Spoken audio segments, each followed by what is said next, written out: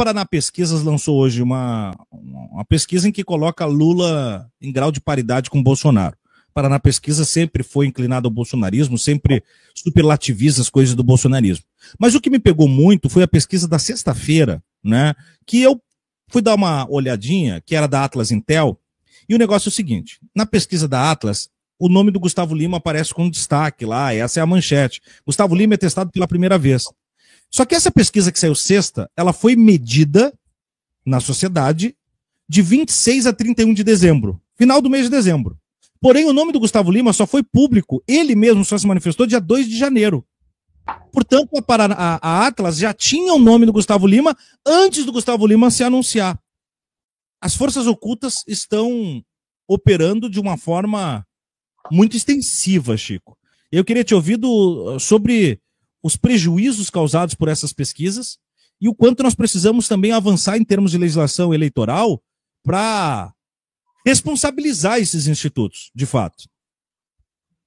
Bom, primeiro que a gente não sabe exatamente porque são porões ocultos e difíceis da gente penetrar nesse baixo mundo da extrema-direita brasileira. Ao que parece, o Gustavo Lima já estava sendo sondado para se candidatar a senador pelo estado de Goiás, apoiando a chapa que seria montada com o governador Caiado. Esse seria o cenário que está aí. A única coisa que destoou foi, de repente, ele dizer: não, não é senador, é presidente da República. Essa seria a novidade.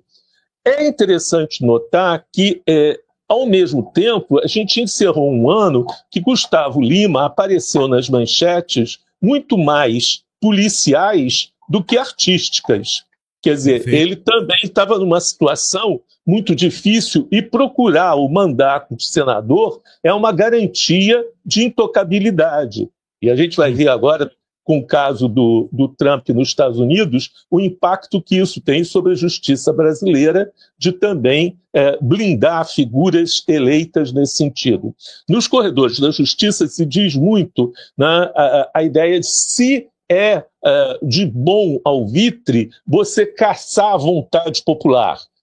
Se um Estado elege um deputado, elege um senador ou um presidente, qual é a atuação da justiça em caçar esse mandato por um crime não político, não diretamente político? Quer dizer, falsificar carteira de saúde, contrabando de divisas, apropriação de patrimônio público, isso não é crime político, isso é crime comum. Então, na verdade, a justiça brasileira ela está com uma situação nova, difícil, que ela não quer enfrentar com clareza nesse sentido.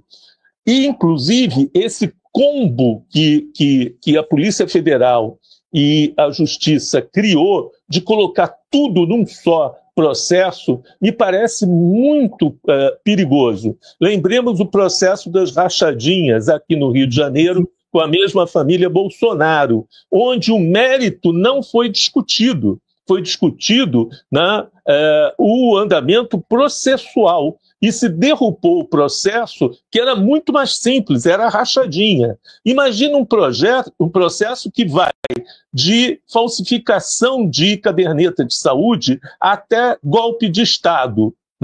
Vai ter brechas necessariamente aí. Teria sido muito mais interessante que tanto Bolsonaro como Mauro Cid já tivessem sido julgados, por exemplo, por estelionato. Ou por contrabando de divisa. Lembremos, por exemplo, que a justiça americana abriu mais de 30 ações contra o Donald Trump. Para cada ato havia uma denúncia específica. Nós não, nós reunimos falsidade ideológica com golpe de Estado. Se a gente tivesse já julgado o que é transparente, o que não tem menor interpretação política, falsificação de caderneta de saúde, Bolsonaro já teria perdido o réu primário a essa altura do campeonato. Mas a justiça brasileira resolveu fazer um combo do qual a gente vai ver uma imensa discussão jurídica daí em diante.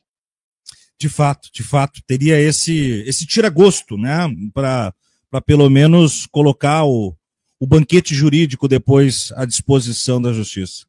Que além de estar inelegível, ele passaria a ser ficha suja. Uhum. Mas a justiça brasileira não entendeu assim.